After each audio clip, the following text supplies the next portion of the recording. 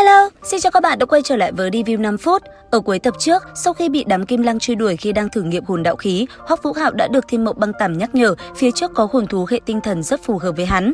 Rất nhanh, Tử Cực Ma Đồng đã triển khai, Hoắc Vũ Hạo nhìn thấy mục tiêu cho hồn hoàn thứ tư của mình là một con ngân lang vương cách đó không xa. Bởi vì tình thế có chút nguy hiểm nên hắn đã để Quất Tử và Kha Kha ngồi trong hồn đạo khí tìm cơ hội chạy trốn, còn mình thì lao ra ngoài dẫn dụ đám kim lang, đồng thời liệp xác hồn thú cho hồn hoàn thứ tư. Rất nhanh, khi đám sói đuổi theo, tinh thần thăm chắc toàn lực phát động, Hoắc Vũ Hạo nhanh nhẹ di chuyển, châm bước quỷ ảnh mê tung tránh né sự công kích của chúng và tiến đến gần vị trí của Ngân Nguyệt Lang Vương. Mắt thấy mục tiêu đã ở phía trước cách bản thân không xa, vận mệnh nhãn phóng ra những luồng sáng tử kim nhằm vào đỉnh đầu Ngân Lang Vương. Con sói kia tuy có tinh thần lực siêu cường, nhưng khi đối mặt với một kích linh hồn ngưng thị cũng không kìm được mà run rẩy. Lúc phóng ra một chiêu vừa rồi, hồn kỹ mô phỏng của Vũ Hạo cũng được phát huy tác dụng. Khí thức băng đế uy nghiêm xuất hiện, hồn hoàn đỏ tươi như máu tỏa sáng, khiến đám kim lang đang đuổi theo lập tức chùn chân sợ hãi. Nhân cơ hội đó, Hoắc Vũ Hạo cũng đã vọt đến bên cạnh Ngân Lang Vương, ám kim khủng chảo như xé rách không trung, hung hãn oanh kích trên thân thể của nó. Nhưng mà không ngờ rằng con hồn thú này lại có tới 7 tầng hộ tráo bảo hộ, đó chính là 7 thuộc tính mà nó sở hữu. Trong khoảnh khắc Ngân Nguyệt Lang Vương gầm lên một tiếng thật lớn, nó lập tức tung ra đòn phản kích. Chàng chiến đấu liên tục với tốc độ cao dù không kéo dài, nhưng Hoắc Vũ Hạo gần như cạn kiệt sức lực. Mà thấy bầy kim lang đã đuổi đến, hắn liều mạng đánh ra một đòn quyết sát, sau đó ôm theo thi thể Ngân Lang Vương nhảy xuống giữa khe núi. Thuận lợi cắt đuôi được bầy sói, Hoắc Vũ Hạo mới thở phào nhẹ nhõm. Vừa rồi nhảy xuống rất may có hồn đạo khí cấp 9 Khổng Trần Tý Hiệu bảo hộ, nếu không có lẽ bây giờ hắn đã không thể toàn thây. Nhanh chóng tìm một vị trí an toàn, Hoắc Vũ Hạo tiến hành hấp thu hồn hoàn của Ngân Nguyệt Lang Vương, cũng là hồn hoàn vạn năm, nhưng hồn hoàn của hồn thú này không phải chỉ một màu đen đơn thuần.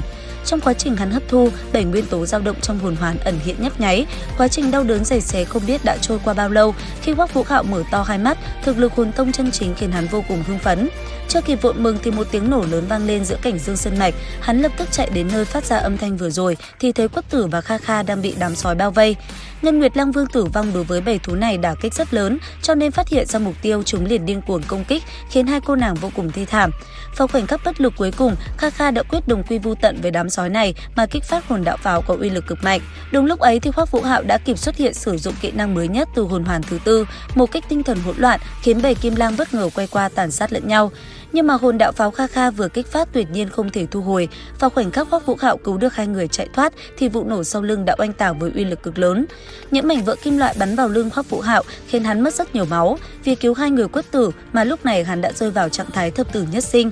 Hai cô nàng sợ hãi vô cùng, tìm mọi cách cầm máu và chữa trị cho hắn. Mãi cho đến khuya, sau khi khâu vết thương thì máu mới ngưng chảy.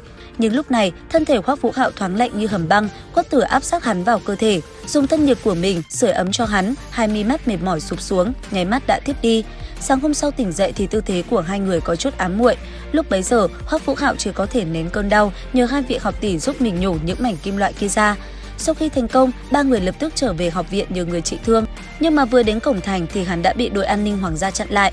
Hiển nhiên là Vương Thiếu Kiệt không có ý định bỏ qua cho hắn. Hoắc Vũ Hạo vừa trở về từ Quỷ Môn Quan lại bị bắt đi tra tấn, lần này e là lành ít dữ nhiều.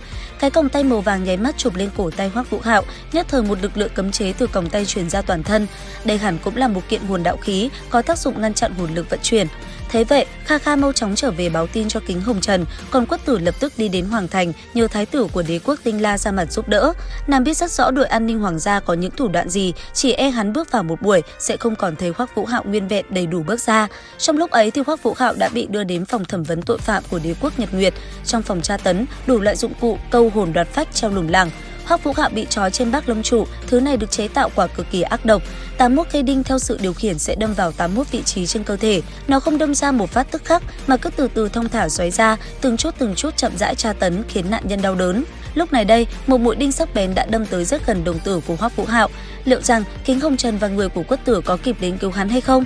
Tất cả sẽ có trong nội dung tập tiếp theo nha. Video đến đây là hết. Xin chào và hẹn gặp lại các bạn.